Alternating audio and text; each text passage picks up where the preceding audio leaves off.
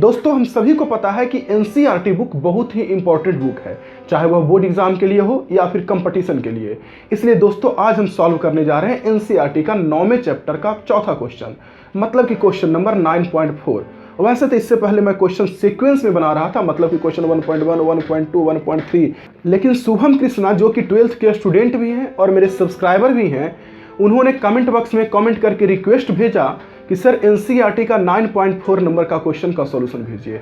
तो दोस्तों हम एनसीईआरटी के 9.4 नंबर का क्वेश्चन सॉल्यूशन करने जा रहे हैं। लेकिन वीडियो शुरू करने से पहले मैं आपको बता दूं कि इस क्वेश्चन में दो ऐसी चीज़ों का यूज़ हुआ है जिसको शायद आप नहीं जानते होंगे या आपको याद नहीं होगा। आप जानते होंगे उसके बारे में, शायद आपको याद नहीं होगा। इस क्वेश्चन में sin 35 और sin 47 का वैल्यूज आने वाला है। तो मैं पहले बता दूं कि sin 35 का वैल्यू 0.57 होता है और sin 47 का वैल्यू 0.73 होता है। ये दोनों चीज़ें क्वेश्चन में यूज़ आएगा।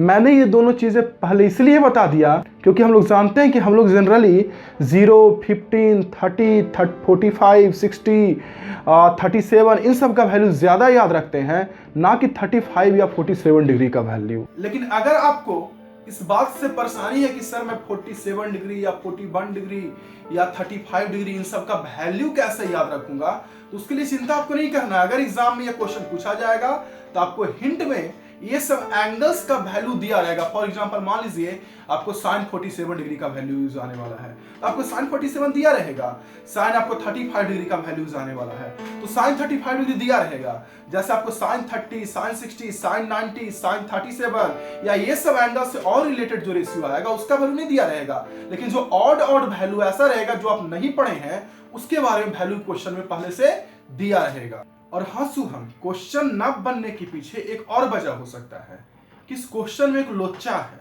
लोचा का मतलब क्वेश्चन में अगर आप देखे होंगे तो एंगल यहाँ पर 47 डिग्री यूज हुआ है, जबकि आप अगर एंगल 47 डिग्री यूज करते हैं तो आपका आंसर ही नहीं मैच करेगा। मतलब आंसर मैच करवाने के लिए आपको एंगल 41 डिग्री यूज करना पड़ेगा, 41 डिग्री यूज करना पड़ेगा। इसके बारे में हम वीडियो में डिटेल से बात करते हैं।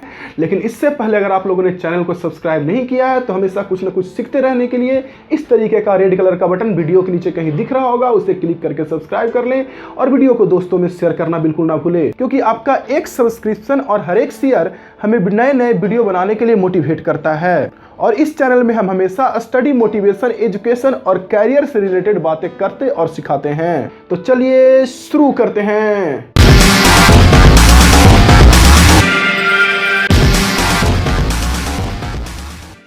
वीडियो शुरू करने से पहले मैं आपको एक बात बता दूं कि इस क्वेश्चन में एक लोचा है। लोचा क्या है कि अगर आप इस जगह पर अगर आप एंगल 47 डिग्री यूज करते हो तो आपका आंसर मैच नहीं करेगा, और अगर आप यहाँ पे एंगल 41 डिग्री यूज करोगे तब आपका आंसर मैच करेगा। मतलब कि मैं ये कहना चाह रहा हूं, या तो आप क्वेश्चन को गलत बोलो या आंसर को गलत बोलो। मैं क्या करता हूं कि यहाँ पे एंगल 47 लेने के बजाय मैं यहाँ पे एंगल 41 डिग्री यूज करूंगा। उससे क्या हो जाएगा, क्वेश्चन में भी सुधार हो जाएगा और हम लोग का आंसर भी मैच कर जाएगा। लेकिन सबसे पहले हम लोग क्वेश्चन समझते हैं। क्वेश्चन में कहा जा रहा है कि आपके पास ग्लास और एयर का दो मीडियम है, जहां पर लाइट एयर से ग्लास में जा रहा है, जिसके लिए एंगल ऑफ इंसिडेंस 60 डिग्री और एंगल ऑफ रिफ्रैक्शन 35 डिग्री है। यहां पर लाइट एयर से वाटर में आ रहा है, जिसके लिए एंगल ऑफ इंसिडेंस 60 डिग्री और एंगल ऑफ रिफ्रैक्शन जो क्वेश्चन में 47 डिग्री दिया हुआ था, मैंने उसको सुधार करके 41 डिग्री कर दिया, ये है। और क्वेश्चन में पूछा जा रहा है कि अगर लाइट वाटर से ग्लास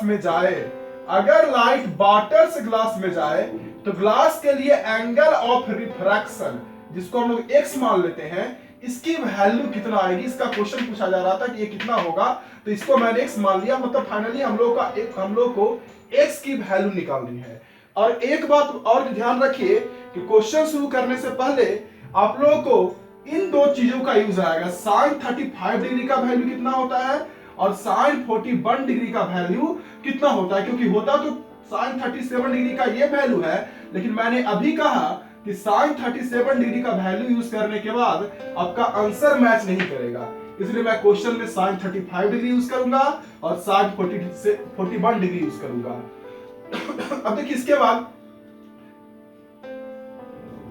इसके बाद आपको क्वेश्चन सॉल्व करने के लिए आपको रिफ्रैक्टिव इंडेक्स के बारे में नॉलेज होना चाहिए। अगर रिफ्रैक्टिव इंडेक्स के बारे में कंप्लीट नॉलेज नहीं है तो मैं फुल्ली एक्सप्लेनेशन के साथ एक वीडियो बनाया हूं, उसका लिंक आपको डिस्क्रिप्शन में मिल जाएगा या ऊपर यहां पर आई बटन में मिल जाएगा। आप क्लिक करके रिफ्रैक्टिव इंडेक्स को पहले डिटेल में समझ लीजिए, तब यह क्वेश्चन आपको बेहतर तरीके से समझ में आएगा। लेकिन फिर भी अगर अभी आपको यह क्वेश्चन समझना है तो मैं आपको समझा देता हूं रिफ्रैक्टिव इंडेक्स के बारे में शॉर्टकट डिटेल, मतलब शॉर्टकट में मैं आपको रिफ्रैक्टिव इंडेक्स के बारे में समझा देता हूं।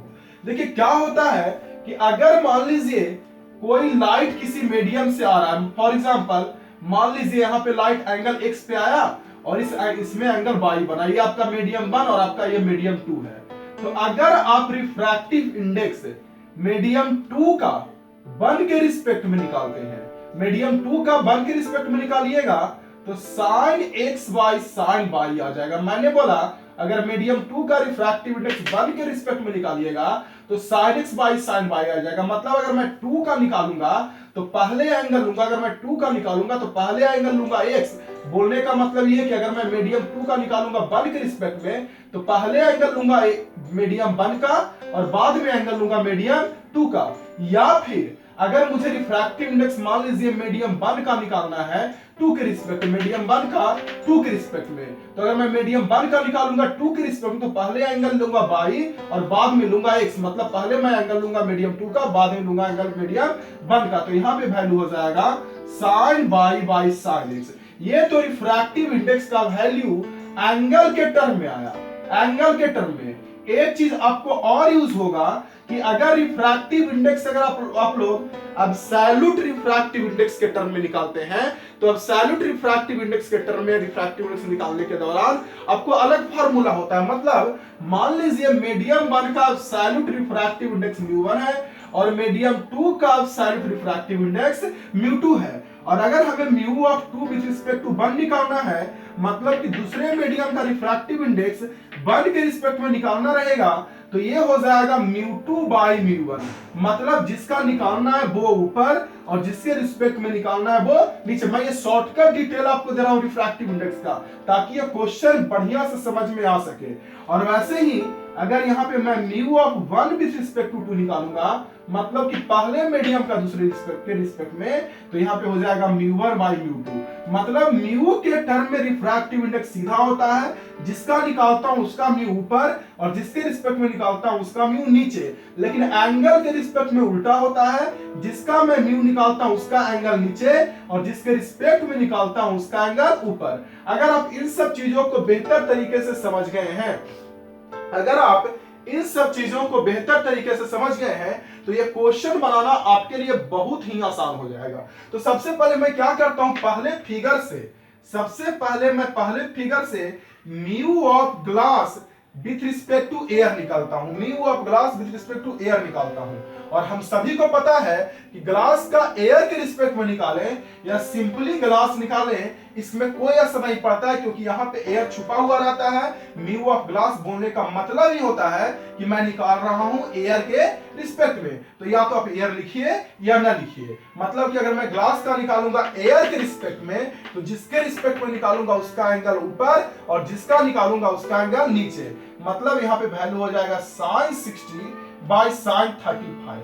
अगर आप इस वैल्यू को पुट करें तो आप लोगों को पता है कि sin 60 की वैल्यू होती है √3/2 और sin 35 का वैल्यू मैं वहां पर देकर रखा हूं, जिसका वैल्यू होता है 0.5736। अगर मैं इस वैल्यू को कैलकुलेट करूं तो कैलकुलेट करने के बाद यह वैल्यू 1.5 बन के बराबर आ जाएगा। मतलब ग्लास का एयर के रिस्पेक्ट में रिफ्रैक्टिव इंडेक्स, मतलब सीधा बोलूं तो ग्लास का रिफ्रैक्टिव इंडेक्स 1.5 बन के बराबर आ जाएगा। अब मैं इस फिगर से वाटर का रिफ्रैक्टिव इंडेक्स निकालूंगा। तो अगर मैं वाटर का रिफ्रैक्टिव इंडेक्स निकालता हूं एयर के रिस्पेक्ट में, तो आपको पता है कि एयर के रिस्पेक्ट में निकालेंगे तो पहले आ जाएगा sin 60 और बाद में हो जाएगा sin 41। 41 इसलिए क्योंकि मैंने 47 को सुधार करके 41 कर दिया है। sin 60 की वैल्यू √3/2 होती है और sin 41 की वैल्यू 0.65 वहां से मैं देख रहा हूं 60 होती है। अगर मैं इसे सॉल्व करूं तो सॉल्व करने के बाद यह वैल्यू 1.32 के बराबर आ जाएगा। मतलब यहां पर यह वैल्यू 1.32 हो जाएगा।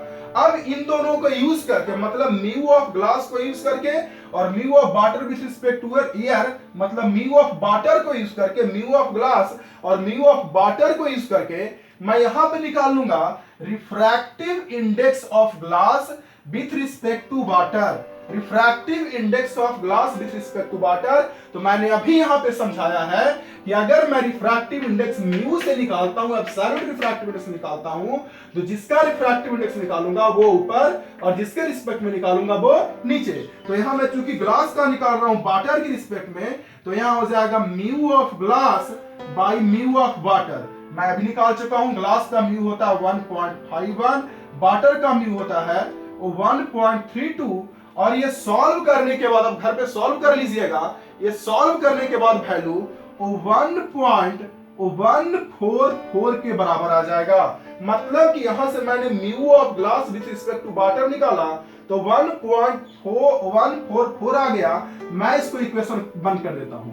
मतलब मैं सिंपल भाषा में अगर बोलूं तो ये आप समझ लीजिए, इस फिगर को यूज करके मैंने म्यू ऑफ ग्लास निकाल लिया, इस फिगर को यूज करके म्यू ऑफ वाटर निकाल लिया और म्यू ऑफ ग्लास और म्यू ऑफ वाटर को यूज करके mu of glass with respect to water निकाल लिया। अगर मैंने mu of glass with respect to water निकाला तो अब मैं आता हूं तीसरे फिगर पे। तीसरे फिगर को यूज करके भी मैं mu of glass with respect to water निकालूंगा, मतलब कि refractive index of glass with respect to water निकालूंगा। हम सभी को पता है कि अगर मैं ग्लास का रिफ्रैक्टिव इंडेक्स वाटर के रिस्पेक्ट में निकालूं तो वाटर के रिस्पेक्ट में निकाल रहा हूं तो वाटर का ऊपर एंगल आ जाएगा sin 45 by sin x। sin 45 की वैल्यू होती है 1/√2 डिवाइडेड बाय sin x, तो ये सॉल्व करने पे आ जाएगा 1/√2 sin x। ये सॉल्व करने पे वैल्यू आ जाएगा 1/√2 sin x। अब देखिए, अगर आप ध्यान से देखिएगा तो मैं इसको इक्वेशन 2 कर देता हूं, इसीलिए क्योंकि अगर आप देखिएगा तो यहां भी मैंने निकाला mu of glass with respect to water, इन दोनों को फिगर को यूज करके, और इससे ही मैंने निकाला mu of glass with respect to water. और अब मैं दोनों को बराबर कर दूंगा, दोनों को इक्वेट कर दूंगा कि इक्वेशन 1 और सेकंड दोनों को दोनों आपस में इक्वल है। तो अगर मैं दोनों को इक्वेट कर दूं, equation 1 equal to equation 2, equation 1 में mu of glass with respect to water आया है 1.44 और इक्वेशन 2 में आया है 1/√2 into sin x। इक्वेशन 2 में आया है 1/√2 into sin x। ये दोनों को सॉल्व करने के बाद यहां से sin x की जो वैल्यू आ जाएगी, इन दोनों को सॉल्व करने के बाद sin x की वैल्यू आ जाएगी, तो आप खुद देख सकते हैं यहां से sin x इधर चला जाएगा, ये नीचे आ जाएगा, तो ये हो जाएगा 1/√2 into 1.44 1/√2, सॉरी यहां पे गलत लिखा गया 144 1/√2 डिवाइडेड बाय 1.144। और अगर मैं इसे सॉल्व करूं तो इसे सॉल्व करने के बाद वैल्यू 0.6181 आ जाएगा। मतलब ये वैल्यू आ जाएगा 0.6181। अगर आप लोग नहीं जानते हैं तो आप बढ़िया से पता कर लीजिएगा कि साइन लगभग 38.2 डिग्री, मतलब मैं 38 डिग्री बोल रहा हूं, साइन 38 डिग्री का वैल्यू 0.6181 होता है। तो यहां से साइन x की वैल्यू अगर 0.6181 आ रहा है तो x की वैल्यू लगभग में 38.2 डिग्री आ जाएगा। मतलब यहां जो एंगल होगा वो 38.2 डिग्री हो जाएगा। यही इस क्वेश्चन का आंसर हो गया। लेकिन मैं आपको एक बात बता दूं कि जब एग्जाम में आपसे क्वेश्चन पूछा जाएगा तो इस तरीके का अगर एंगल दे दिया, फॉर एग्जांपल 35 डिग्री, 47 डिग्री या 41 डिग्री, तो ये सब का वैल्यू आपको पहले से दिया रहेगा। ऐसा नहीं कि आपको ये सब यूज करवाएगा, क्योंकि क्वेश्चन पूछने वाला को ये पता होता है कि स्टूडेंट्स ये सब का वैल्यू याद नहीं रखता, ना 41 डिग्री का, ना 47 का, ना 35 का, ये सब का वैल्यू याद नहीं रखता है। तो आशा करते हैं दोस्तों कि आपको ये क्वेश्चन जरूर समझ में आया होगा। अगर क्वेश्चन समझ में आ गया है तो वीडियो को लाइक कीजिए, चैनल को सब्सक्राइब कीजिए और वीडियो को दोस्तों में शेयर करना बिल्कुल ना भूलिए। और वैसे भी ये पढ़ने की चीज़ें हैं, आपको यह वीडियो ज़रूर शेयर करना चाहिए ताकि किसी न किसी ज़रूरतमंद को यह वीडियो काम में आ जाए। मिलते हैं आपसे अगले वीडियो में, तब तक के लिए जय हिंद, वंदे मातरम।